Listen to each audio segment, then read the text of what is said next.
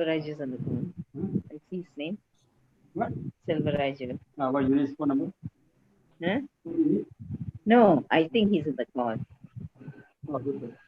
I think so. It must be him lah. No, sir. You should dial in. No.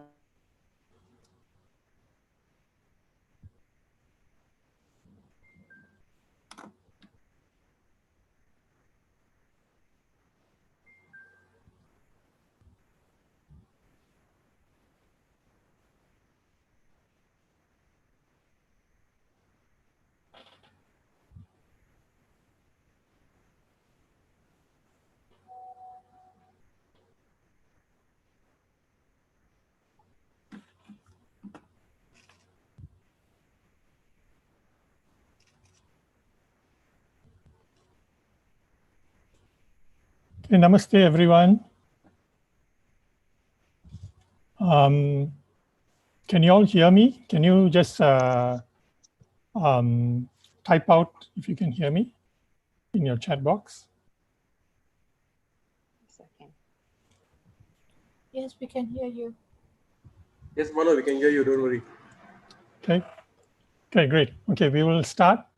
We'll start with the, as usual, the opening prayer.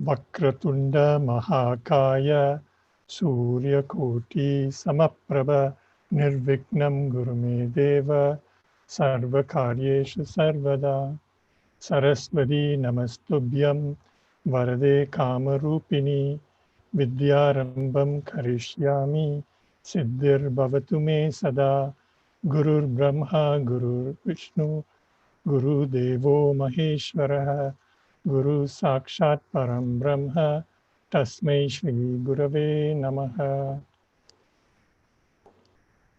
Welcome everyone. Sorry about the slides. They seem to go on autopilot. It's okay, so we'll begin. All right. Welcome and thank you for taking the time to attend the Hindu Center's ezHinduism talk. This is a monthly talk that the Hindu Center organizes. And today we are going to talk about Ganesha. My name is Mano. I am one of the Hindu Center teachers, and I'm also a Mitra volunteer. So today we will talk about Ganesha. Is he the giver or remover of obstacles? And there's quite a number of things we want to cover about Ganesha. It's not much time in an hour we can do. So I'm going to briefly touch on a few things which I thought would be interesting to share, right? So before we start, I would like to explain the opening prayer. We did 3 opening prayers. The first one was to Ganesha. The second was to Saraswati, and the last is to our gurus, right? And so in the opening prayer, we are praying to invoking Lord Ganesha and getting his blessings, right? So that we don't have obstacles in whatever endeavors that we are going to embark on. So in the opening prayer, when we say Vakratunda Mahakaya, Surya Koti Samaprabha, Vakratunda refers to his curved trunk. And Mahakaya, Maha means big, and Kaya is a big stomach. Okay. Surya Koti is 1,000,000 suns. So he's equivalent to 1,000,000 suns. So Samaprabha means he's equivalent to 1,000,000, the brilliance of 1,000,000 suns. And Nirvignam Gurume Deva Sarva Karyeshu Sarvada, is asking him to bless us so that we are free from obstacles. Right? So that was the opening prayer. And at the Hindu Center, we say this opening prayer before starting any of our classes or any meetings, in fact. Right? Now we go on to Ganesha. That's what we are here for. So the first thing we're going to cover is, who is Ganesha? Right? And then we're going to look at Ganesha in other cultures. Okay, he's not only known to the Hindus or those from India, but other cultures also embrace him. And we'll briefly look at some of them. Then we look at the origins of Ganesha in our scriptures. Now, this is a very big topic, so I'm just going to touch on this very briefly on how Ganesha first came about and just the evolution of Ganesha, very briefly. Then we look at Ganesha, why he has an elephant head. Okay? How come he's the only one of the main deities who has a non-human head? Okay? I mean, there are other in the Puranas, there are others who have animal heads, but among the main deities, he's one of those who has an elephant head, a unique feature that he has. We also look at the iconography and what we can learn from it. Okay? And also briefly look at Ganesha and the kind of obstacles that we face and what can we do about those kind of obstacles and how Ganesha can help us. And finally, we'll look at how to contact Ganesha. So I'm not going to be giving his phone number or anything, but we'll see how to contact him at the end.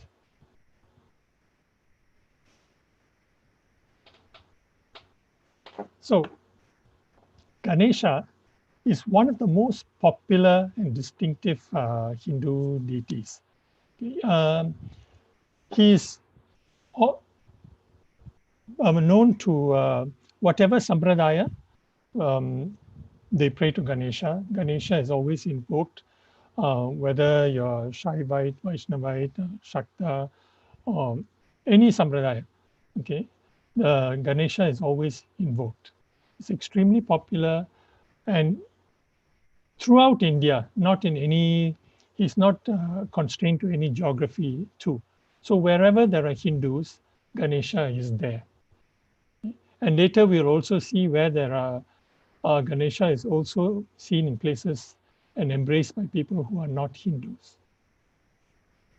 Now he plays a dual role of a remover of obstacles, this everybody knows, and to ensure success. But he is also the creator of obstructions. Okay? For those whose ambition has become destructive. So sometimes people need obstructions for them to move ahead or improve. And he also is a provider of that. He's also the patron of the arts and sciences. And he is known as a deva of intellect and wisdom. So he's an all-encompassing deity. And we call upon him every time we embark on a new endeavor. Anytime we start something new, it may be a prayer, a puja. We start with a prayer to Ganesha. The volume now is a speaker here. And also, when we start on anything new, like a new job or a new task, we always get his blessings before we start. Now, I mentioned his popularity extends into other cultures, so we will start with that. We'll look at why he's so popular and how other cultures are embracing him. Oh, one thing I didn't mention here. Of course, we all know that he is the son of Shiva and Parvati and the brother of Murugan. Okay, and we'll talk a little bit more about this later on.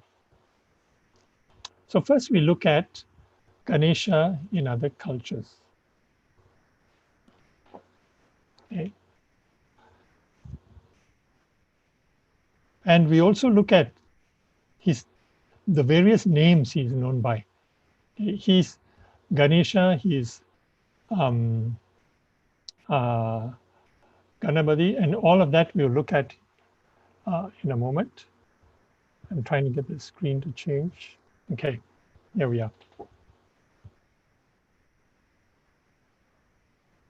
Now, Hinduism has traveled across Asia, especially East Asia, thanks to the traders in the past. Okay, typically around approximately in the 10th century onwards, a lot of trade happened in Asia, and the traders from India took with them their culture and introduced Ganesha to wherever they went. And somehow that caught on in the various countries. Okay, Ganesha had this draw, this attraction that endeared him towards whoever was introduced to him. Straight away felt some connection, and so he was embraced into the various cultures he was introduced to. Right? And in Indochina, we will see that Hinduism and Buddhism were practiced side by side. Right? And even though they're practiced side by side, they were also intertwined with each other. And Ganesha became a god that was acceptable and dear to everyone, even those practicing Buddhism. And he's worshipped as the destroyer of obstacles, even today, okay, in Myanmar, Vietnam, Cambodia, okay, and Thailand.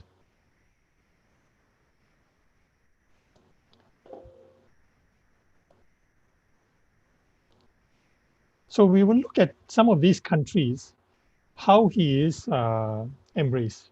Now I'm going to share with you where he's embraced in other cultures. So not so much as where Indians travel abroad and set up temples. Of course, you have that in Singapore, you have that in Malaysia, in Sri Lanka, and even the US, UK, and various parts of the world. Okay? We'll look at how he was embraced by other cultures. So in Thailand, he even has a different name, Phra Phikanet or Phra Phikanusan. Okay. He grants wisdom. He's known as the remover of obstacles also.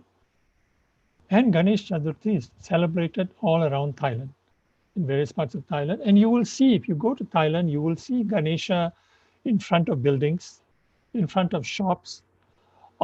These are Buddhists, but they still have embraced Ganesha and view him as a remover of obstacles. And you'll see offerings in front of Ganesha also. Wherever there's Ganesha, you will see flowers and offerings in front of him. And this is in Thailand. And this is whichever part of Thailand you go to, you would see this. Now in Myanmar, today is not so prevalent. There are temples for Ganesha, but those are built by the Hindus, where the Indians in Myanmar have their temples. But it was also part of the Myanmar's culture in the past. Okay, in their culture, they have this king of Brahmas called Arsi, and he lost a wager with the king of Devas, known as Sakra. And Sakra decapitated Arsi's head. And as part of some agreement, he put back the head of an elephant and then he became Ganesha, and this was in Myanmar. So we see similar stories in different cultures, okay, adapted to their own culture. Similar stories as what we find in the Puranas. Okay, we find it in other cultures also.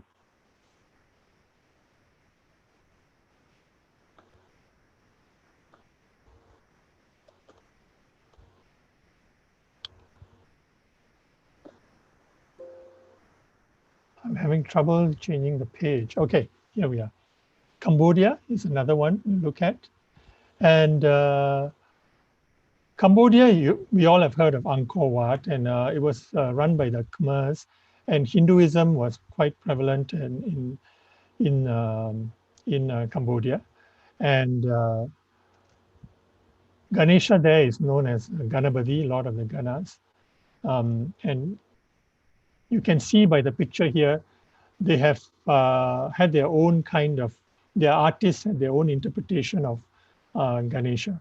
So in Cambodia, Ganesha was depicted slightly differently from what we saw in what we see in the Indian depictions and iconography.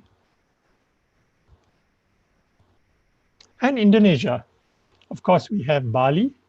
Ganesha is in Bali, and what is interesting is there's a Ganesha Murti that was found, and it's dated back to the 1st century AD, and it was found in a mountain in Mount Raxla, and it is now, I think, preserved in one of the museums. And Ganesha is also in Surabaya and various places around Indonesia. But in Bali, because Bali is a Hindu city, you will find a lot of temples with Ganesha. Now, what is interesting is you see the picture here of the banknote, the 20,000 rupiah banknote. It depicts Ganesha. It's the only country with a Hindu god on the banknote, right? So Indonesia is and it's a Muslim country, and they still have Ganesha on one of their banknotes.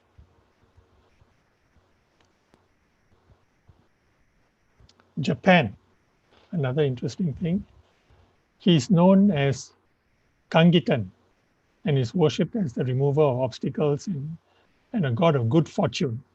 And in Japan, there are 30 different forms of Ganesha, right? And there are 250 temples of Ganesha.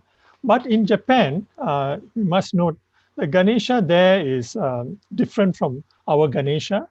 In their stories and all, he's depicted a bit differently.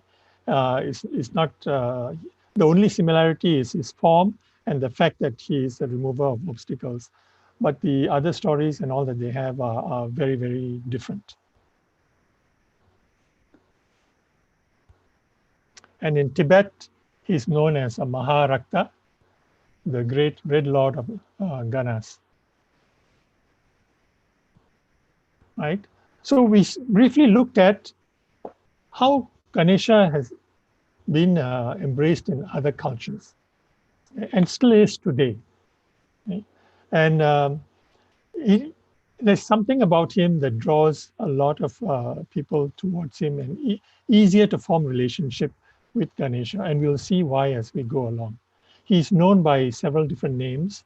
And the popular names, he's known as Ganapati, the Lord of the Ganas, Vinayaka, Ekatanta, the single task, Lambodara, the one with the big belly, Gajanana, the one with the elephant head, Mahaganapati, Vakratunda, the curved trunk, Vikneshwara, the remover of obstacles, and Pillayar, which is the Tamil name for Ganesha, which is the young Lord.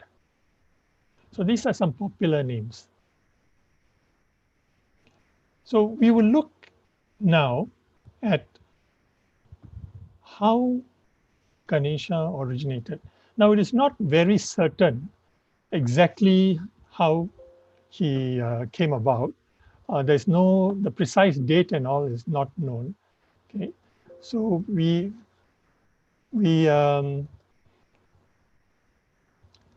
look at first in the Vedas. Okay? Those are the oldest scriptures that we have. And the earliest reference, and in the Vedas, they don't refer to Ganesha as such. There are references to Ganapati, okay, in the Rig Veda. So the first reference is in the second volume of the Rig Veda, and it is the mantra here, Gananam Tva Ganapatim Havamahe Kavim Kavinam Upanavastana. Sorry. So this excuse me, I'm not reading the whole mantra, but this mantra is talking about Ganapati, right? And Ganapati as the Lord of, as the leader of the chief of Ganas, okay, is also the Lord of Mantras. It's actually referring to the someone known as Brahmanaspati in the Rig Veda. Okay. Now, Brahmanaspati is a Vedic divinity who is a leader and a sage among sages. Okay. So here, Ganapati is referring to him. Now we look a bit more deeper. We will see that Brahmanaspati is also the Lord of sacred prayers and the Lord of Satya Mantra. Okay. He's a destroyer of enemies, so he's also sort of a remover of obstacles, and he's always invoked before any sacrifice. When they say sacrifice, it's the fire rituals they're talking about in the Vedas. And Brahmanaspati is linked to Brihaspati in the Vedas. Okay. So Brihaspati is a personification of knowledge, of piety, and purity. Okay. And together, the two of them, Brahmanaspati and Brihaspati, are collectively referred to as Ganapati in the Rig Veda, as the Lord of Ganas or hosts. So it's not specifically referring to Ganesha. There is no mention of form or elephant head or any of that. Okay. But this is the first mention of Ganapati that we see. Okay. But the attributes and all are similar to the Ganesha that we know. Right? Whenever Ganapati is mentioned, the attributes are similar, but there is no mention of form. There is no elephant head involved here at this point in time. There is also reference to Indra in the Rig Veda as Ganapati. Okay. And in the Taittiriya Samhita, the Ganas, okay, are the beasts of Shiva, are interpreted as Pashus, the beasts of Shiva. So there are various references to Ganapati, but to different things in the Rig Veda. Right? So we need to remember that those references in the Rig Veda or in the Vedas, there's also mentioned in the Yajur Veda. There are a lot of hymns in the Vedas that where Ganapati is mentioned. But they are referring to what I have just shared with you, and not Ganesha as we know him today. Also in the Vedas, you will find in the Atharva Veda, you will find the Ganapati Atharvashirta, which is the Ganapati Upanishad. Now this one, although it is in the Atharva Veda, was a very late entry. It was not in the early days of the Vedas, 3,000 or 3,500 years ago. This was dated at about 16th century, where we have the Ganapati Upanishad. And in the Ganapati Upanishad, there is mention of a bit about his form also and his attributes. Okay. Let me move on. So we have looked at the Vedic origins of Ganapati. Okay, still no reference to an elephant head, or Ganesha as we know him. There are also, there's some literature that talks about Ganesha as someone who is a creator of obstacles and as a demon and all in other texts. Okay, but I will not go into too much detail about that at this point. We just look at the Vedas, and then we look at the Puranas.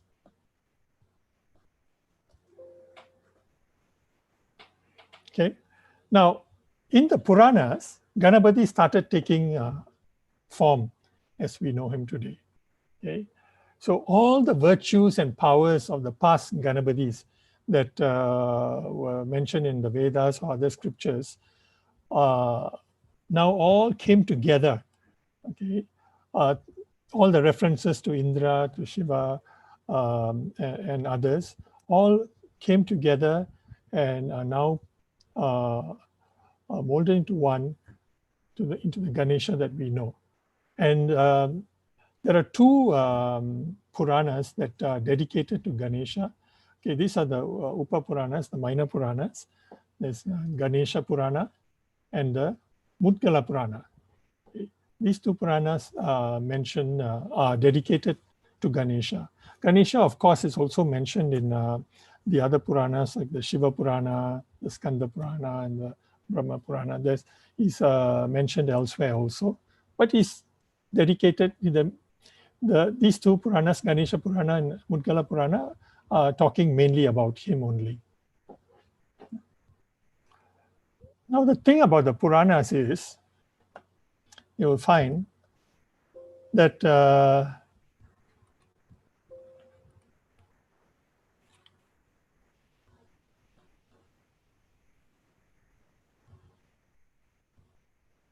sorry, my screen is closed. Let me get it back. Okay, while waiting for my screen to get back, there are differences in the Puranas. The various Puranas talk about Ganesha, and the stories vary slightly. Okay, depending on when the Purana was written, or you would find, and I'll talk about what are these differences in a while. Okay. Now let me get back the screen sharing.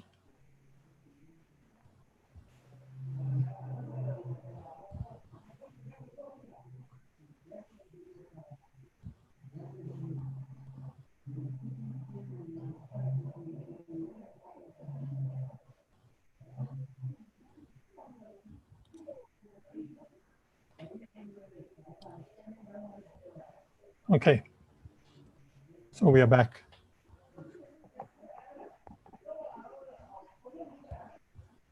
Now, like I said, there are differences in accounts in the various Puranas, but we shouldn't be looking at why there's which one is correct, which one is wrong, and all. So examples of differences. Okay, in you will find the story of Ganesha, the way he got his elephant head varies. Okay, there are some stories where his head was chopped off by his father, some where he was born like that, and there are differences. Okay, and there's also differences in terms of, is he older than Murugan or is he younger than Murugan? You'll find those differences too.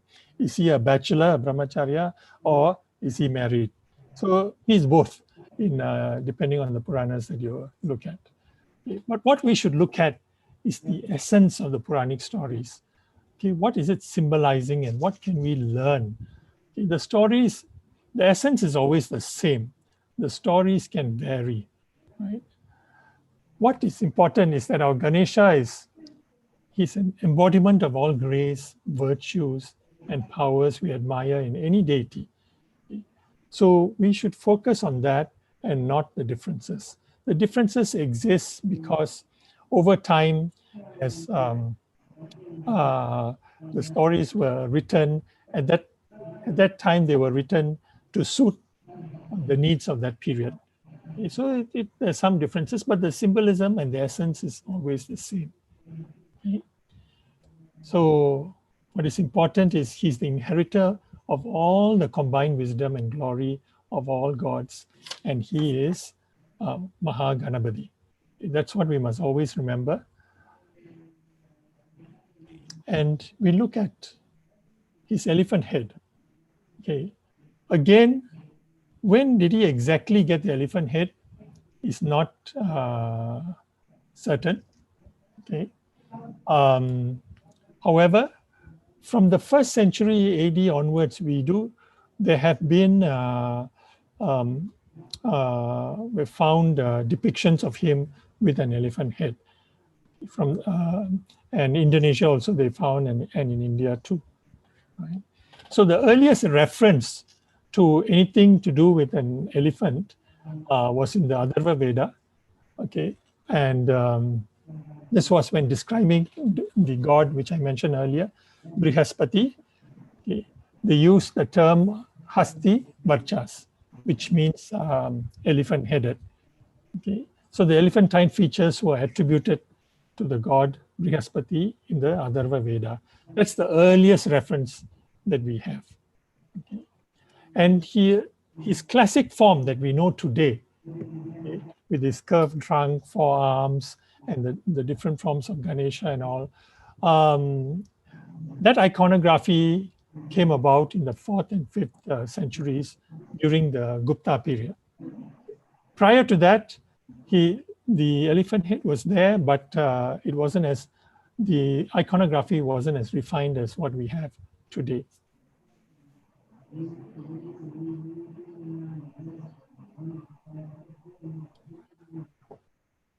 All right. Now, here's an interesting fact before we go into the his elephant head. There's a temple in India, in a place called Pundotam, which is near Kumbakonam, where Ganapati is in the form of a boy with a human head. This is his form prior to him having an elephant head.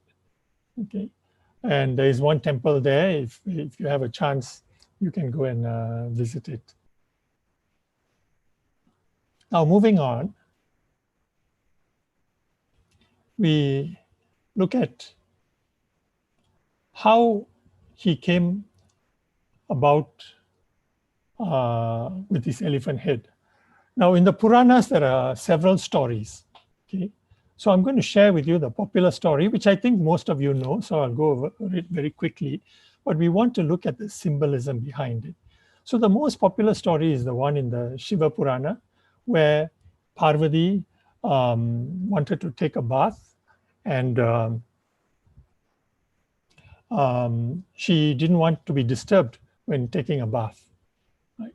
So she created some, say it's from the turmeric from her skin that she used in her bath. She created Ganesha to guard the entrance so that nobody disturbs her.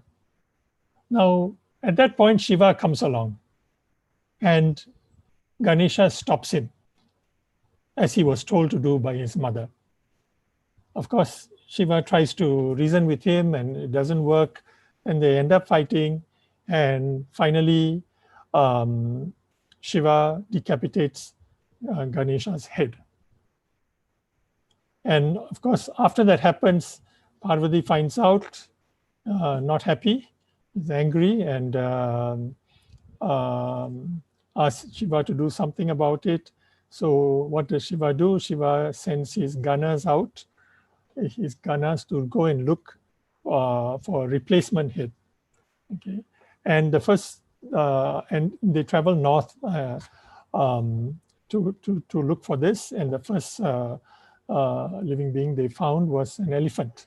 So they came back with an elephant head, and Shiva put the head on top of the decapitated body of Ganesha, and hence Ganesha has the head of an elephant. So this is the story from the Shiva Purana. Now, this raises this story. I mean, we have heard it very often. Everybody knows this. Raises some questions. Okay. First of all, how come Parvati, I mean, she's a goddess. How come she gets dirty and needs to take a bath, right?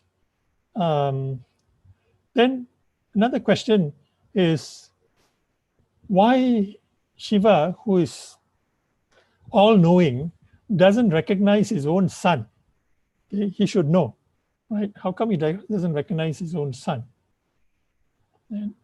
And also Shiva is the epitome of peace. How come he's so short-tempered that he cut off the head of his own son? Okay? And finally, of all the heads there are, why an elephant head on Ganesha? Right? So we have to remember the Puranic stories. The Puranas are not meant to be interpreted literally or with logic, right? They are, a lot of it is symbolic. And why the symbolism? The symbolism because rather than using words, using symbolism to express the ideas that need to be imparted, especially ideas from the Vedas. Okay, the Puranas, whatever is being imparted is all consistent with what is in the Vedas. So such that a layman can understand and it stands the test of time. So there's a lot of symbolism in the Vedas. So for example, Parvati is symbolic, she's a Shakti, and she's symbolic of festive energy, right? So when she becomes dirty, it's signifying that celebration can easily become rajasic and can take you away from your the spiritual path. So you need to cleanse that, okay? Because dirt is symbolic of ignorance. And that needs to be removed, right? And when we look at why Shiva doesn't recognize his own son and how come he gets so angry with Ganesha.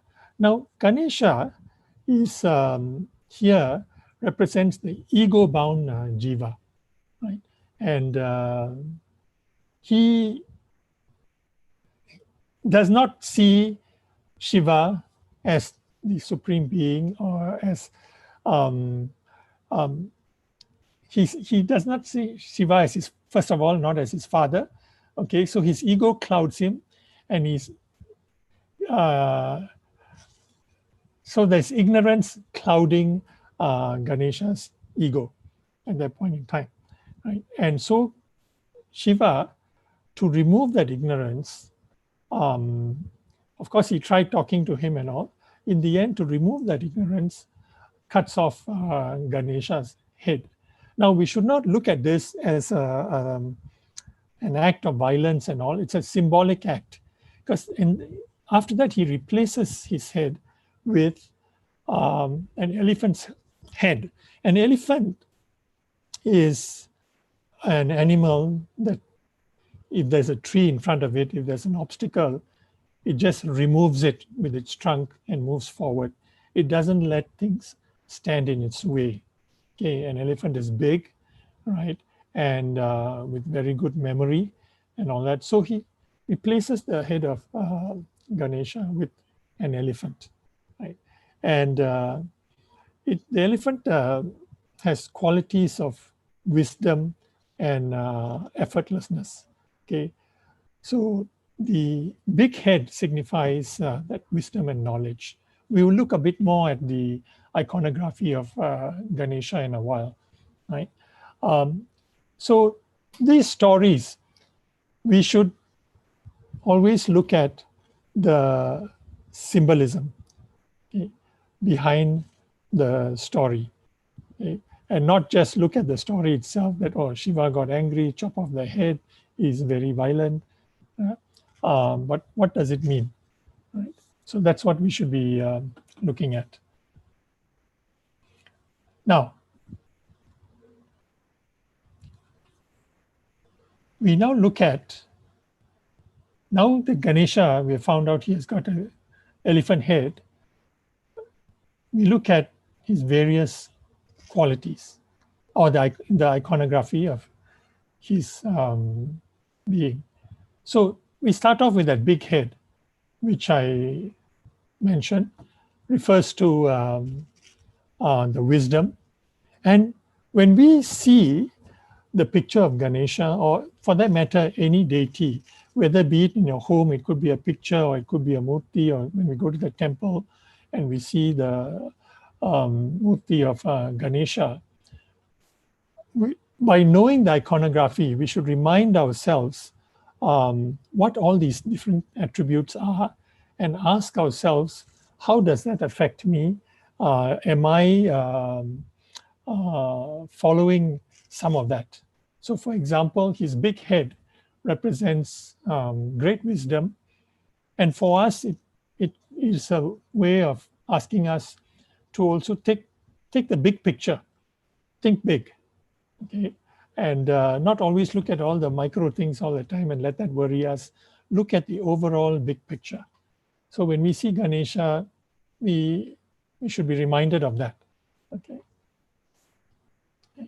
And then we have the big ears.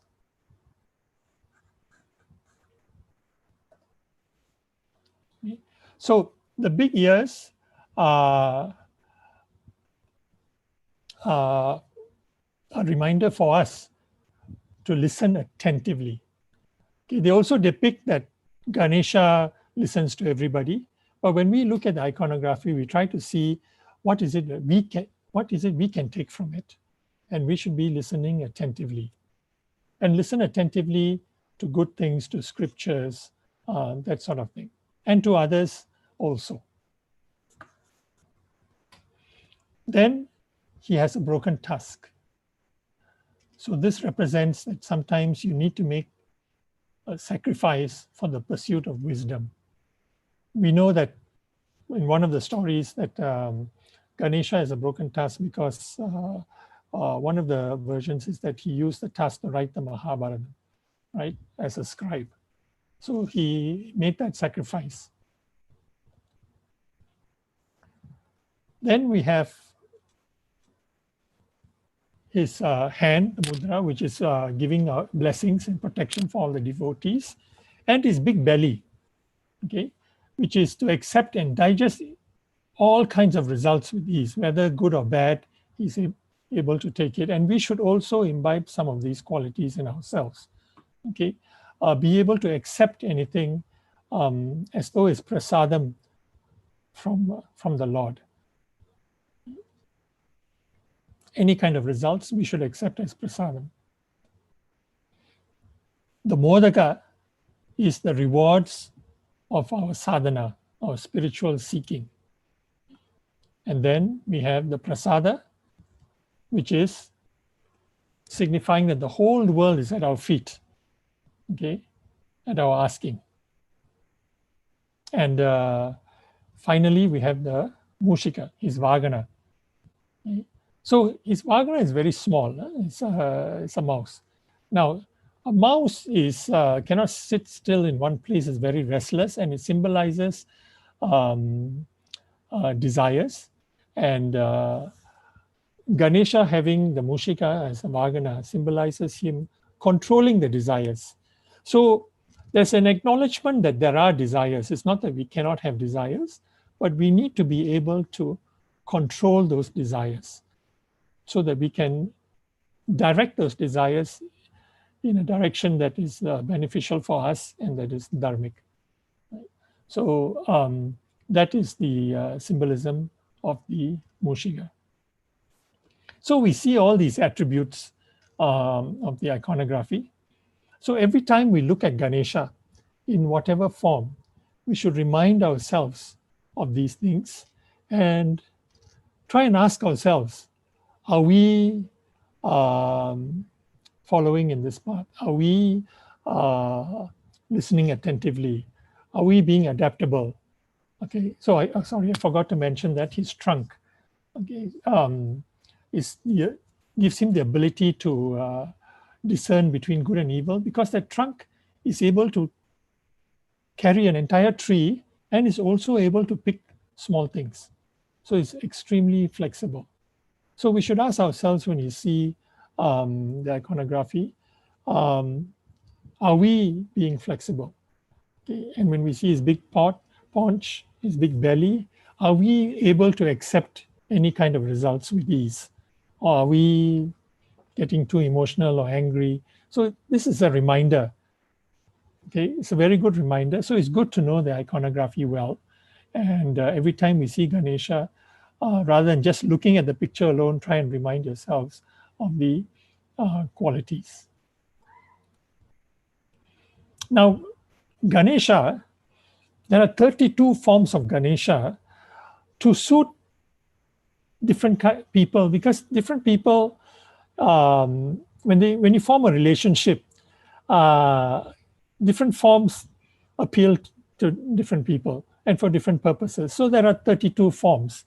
And I'm not going to go through the 32 forms here, just to let you know that there are 32 forms. And if you're interested, you can go and look these up in books or even in the internet about these 32 forms. And these forms, these are the names of the different forms. And in English, I've put what those forms represent. So for example, Bala Ganapati is the childlike Ganapati. Then we have Lakshmi Ganapati, which is a Ganapati of good fortune. Okay? And like that, we have many, many different Ganapatis. Okay? And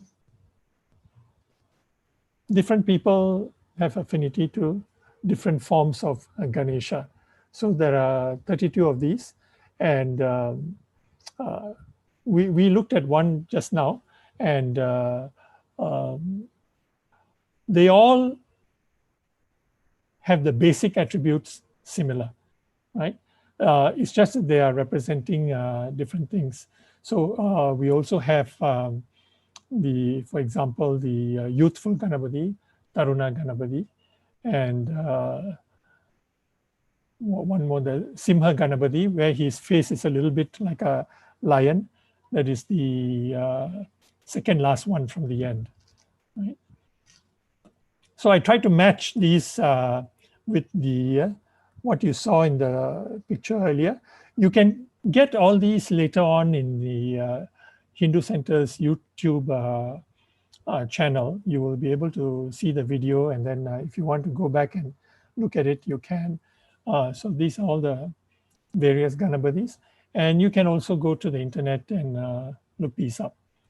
So I'm not going to go into detail of the 32 forms here. That'll take a bit too long. Okay. I want to spend a bit of time talking about obstacles and Ganesha. We always say Ganesha is the remover of obstacles. But what obstacles are we talking about? Okay. Is this, a lot of us have, those who drive, or you've seen in vans and vehicles, even lorries, sometimes you have Ganesha sitting there in front, a small little Ganesha, or it could be hanging, okay, on the dashboard. Now, is this a dashboard obstacle remover? By having Ganesha there, does that mean we will not get into any accidents? That we will be safe all the time? Does it mean that? Well, not entirely, okay? We will look at what's his role as an obstacle remover in a short while, and I'll come back to this after we cover that. So we want to first look at the classification of obstacles as given in our Shastras. Okay. So there are three types of obstacles. First obstacle is the obstacle from ourselves. It's known as Adhyatmika. Okay. It could be in our body, meaning we could be having diseases, overweight, physical things. It could be obstacles in our mind, fear, anger, a weak memory, hatred, jealousy, all the negative qualities, desires, pride, ego, all of these are from the mind. And then it could also be obstacles in our intellect, ignorance, not having enough knowledge, okay, false knowledge, which is becoming more and more prevalent with the internet and social media nowadays, and doubt. So these are all obstacles classified as adhyatmika, obstacles that are from ourselves. Then we have obstacles from our environment, adibhautika. Okay. Now these are obstacles from external influences, from other people, from other objects or animals. It could be you could be trying to study and the dog is barking, or it could be people causing disturbances to you. It could be within your own family too, okay, from our environment, but from known objects. Right? And finally, we have obstacles that are cosmic or natural, adi devika. Okay? These are natural or unseen forces. Okay? It could be disasters like earthquakes or storms, things that happen naturally. So even getting old age and all is something, it's a natural consequence. You can't do anything about it. Like if you're going to get old, you will get old. Everybody does. So that comes under this too, right? However, we don't use that as an excuse not to be doing things and say, oh, I'm too old to be doing this, to learn a new skill and all that. Then that obstacle becomes something under adhyatmika, right? So we need to classify obstacles correctly. Now, looking at these three, it is evident that what we can do most about ourselves is in the first one, okay, where the obstacle is actually in our body, mind, or intellect. Things, all of this, if we want to work on it, only we can do it, right? We have to do it. If we are overweight, we have to exercise. If we always are getting diseases, we must stay healthy. We must do something about it, right? If we are always getting angry or jealous and all, we have to work on it. So where does Ganesha come in this kind of obstacles? Okay, that is something to think about. Then also obstacles from the environment, we may not have direct influence on it, but we still can do something about it.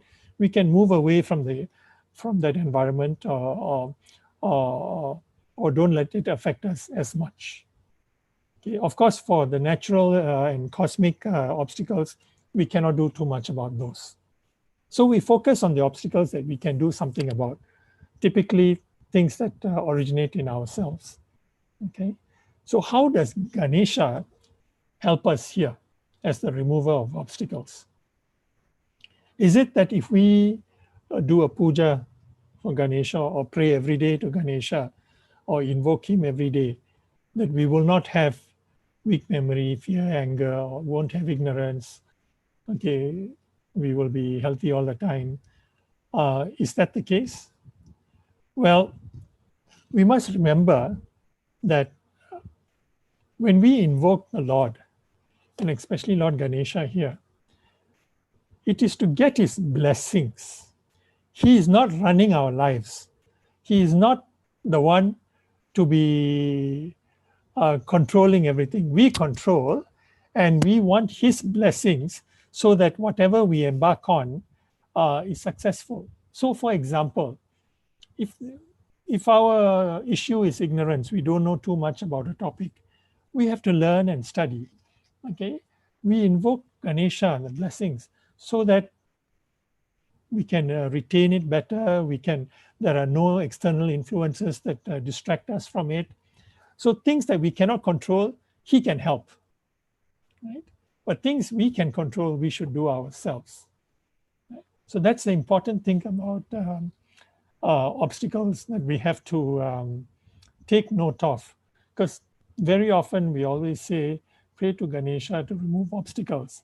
But we must remember how much of it we can do ourselves and where is it that we need Ganesha's help. We always need his blessings, but we must be mindful at what level we need his blessings, right?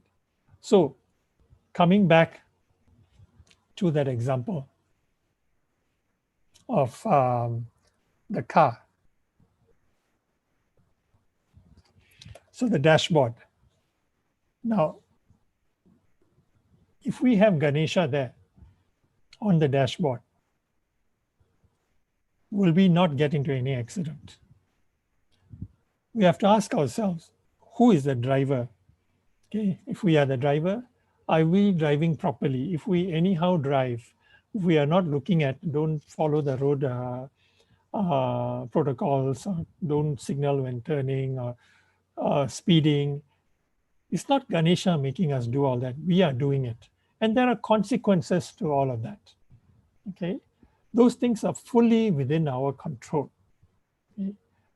So having Ganesha on the dashboard is beneficial, but not for the purposes of not having an accident. He's there as a reminder for us, to remind us of the presence of Lord Ganesha. You know, in Hinduism, Ishvara is omnipresent, is everywhere. Ganesha is also everywhere. But for us, it's sometimes difficult to always remember that, and we need reminders. That's why we have little reminders, and putting a small figurine of Ganesha in the car reminds us that Ganesha is there with us, helps us connect with him better, and furthers that relationship. Okay? And by always thinking about the Lord, we will automatically, probably, drive more carefully. We will do things in a more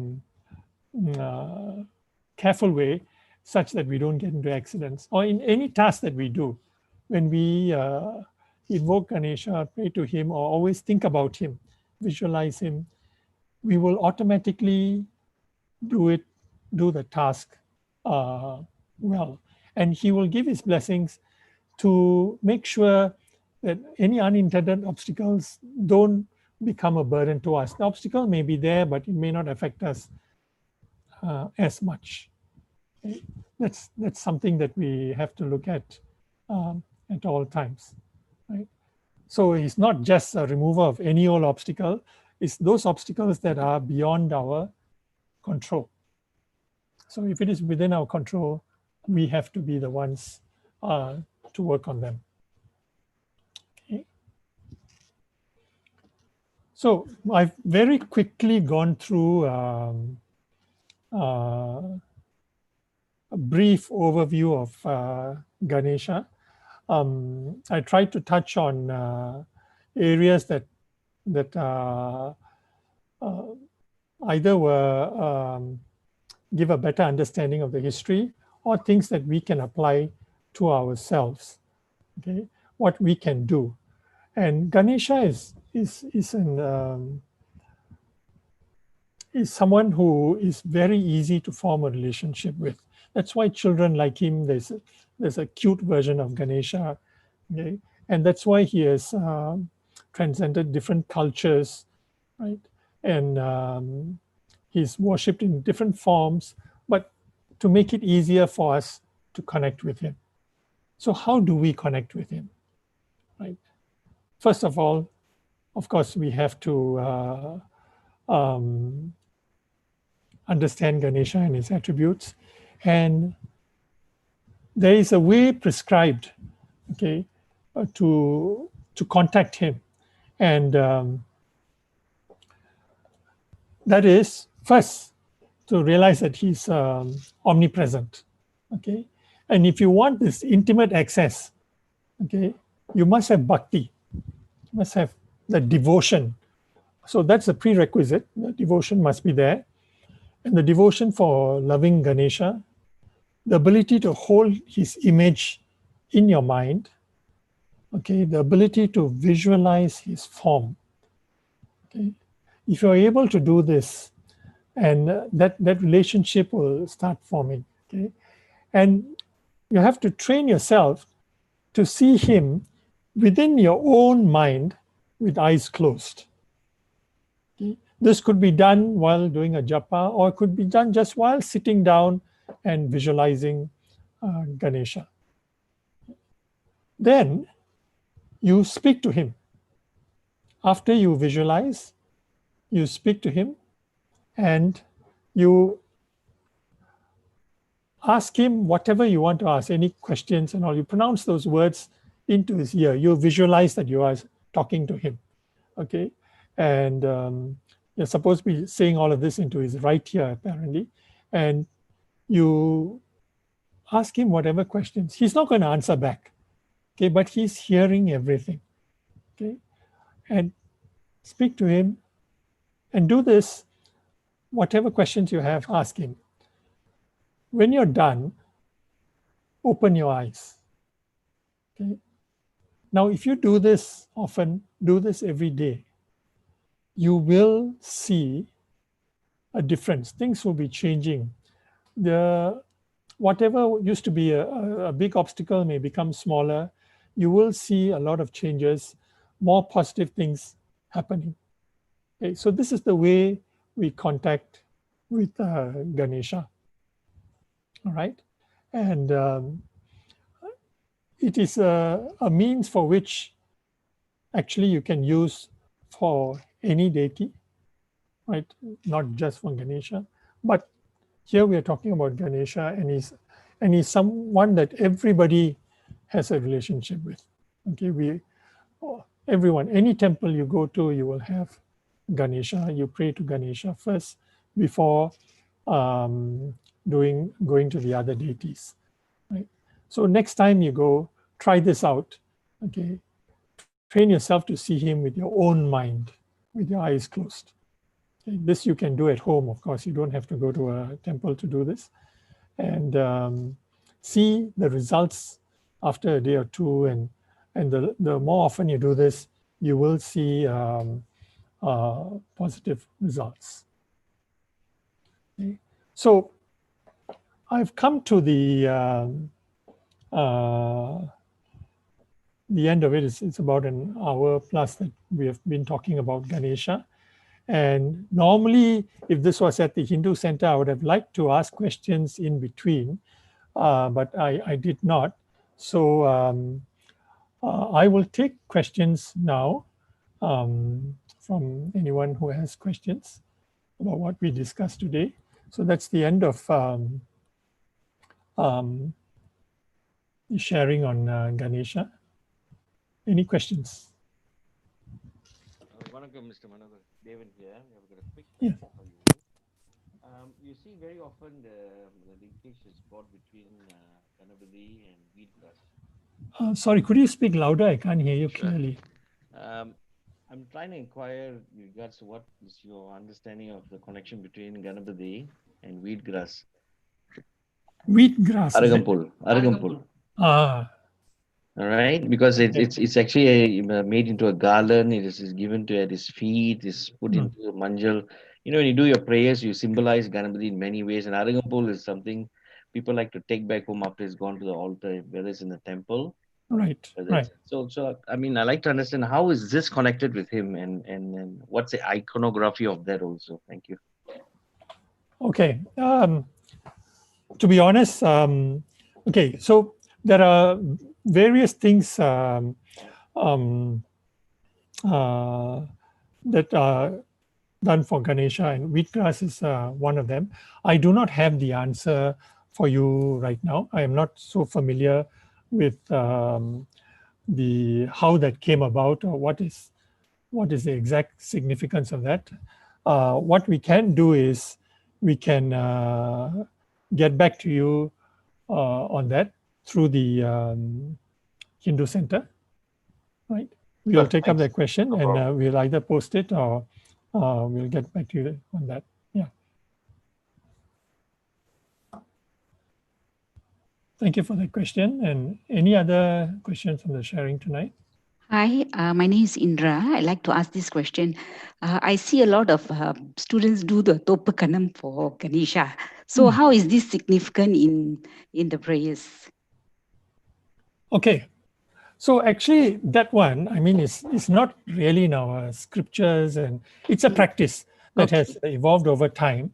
Now, there are many practices that are actually not there written somewhere, but over time it has evolved and there are benefits to it. Now, the Topakarnam, there's the Westerners actually, some of them are doing it now. So if you Google it, you'll find that the process of doing it actually improves concentration, pulling the ears and going up and down, squatting up and down, actually has a lot of benefits in improving clarity of mind. I mean, you don't do it too long until you cannot stand up, but doing a certain number of repetitions has benefits, and it helps to focus also. And somehow this has been built into our Hindu practice. When we go to temple and we pray to Ganesha, everybody actually does that. They actually knock their forehead 3 times, right? And even that sort of wakes you up and energizes you, and then you're knocking the area which is to improve the concentration, right? And then you do the Topakarnam, and then you pray to Ganesha. So you're a lot more focused, right? And today we are learning that that process actually is very beneficial. Even when, and there are people, there are yoga centers where they teach children to do this to improve their concentration. Thank you.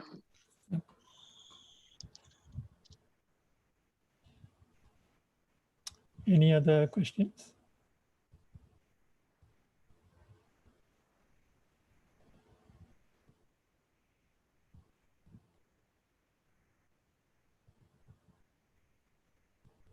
Now, one of the things I didn't touch on today, I didn't go too much into the ritualist practices and all because there are so many. But one of the things that people usually do is they break a coconut, okay, for Ganesha, and sometimes they even break 108 coconuts. But so that practice is also symbolic, okay. The coconut is a symbol of our ego, right? And outside is very hard. We want to get into the essence, inside the sweet and soft part of it, and let that come out, and not the hardened ego that we have. So that's when we break the coconut. So that all these are one interpretation. There are different interpretations, and you will find different ways of looking at all these practices also. Okay, so like what I mentioned earlier, there is no right or wrong. Okay, if you Google for the same thing, you will find 2 or 3 different explanations. As long as the essence is always the same. Okay, as long as there's a benefit to us, that is what is important. Okay, the stories and the descriptions and all may change from time to time.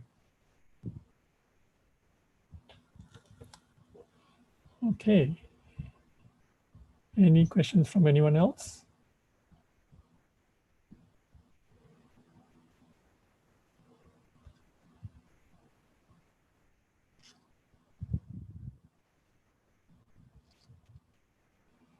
Okay, there are no questions. We will do the closing prayer. Thank you so much for taking the time to be to listen to the sharing, and I hope you found it useful.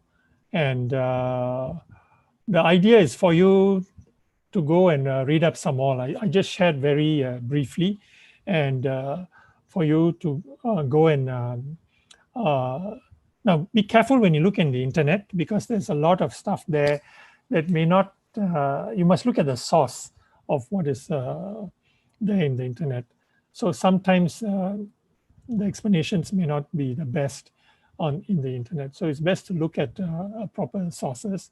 But if you can find a lot of good information, good articles and good books online about Ganesha, right? And what I would avoid is reading from forums, okay, because those are mostly people's opinions and sometimes they vary very greatly. So thank you again for taking the time to attend this Easy Hinduism talk on Ganesha. We will close with the closing prayer.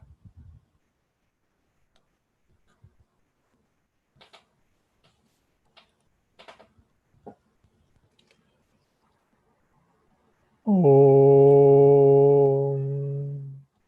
Sarvesham Swastir Sarvesham Shantir Sarvesham Purnam Sarvesham Mangalam Sarve Bhavantu Sukinaha Sarve Santu Niramayaha Sarve Bhatrani Pashyantu Ma Kastit Dukha Bhakbhavet Om Shanti Shanti Shanti.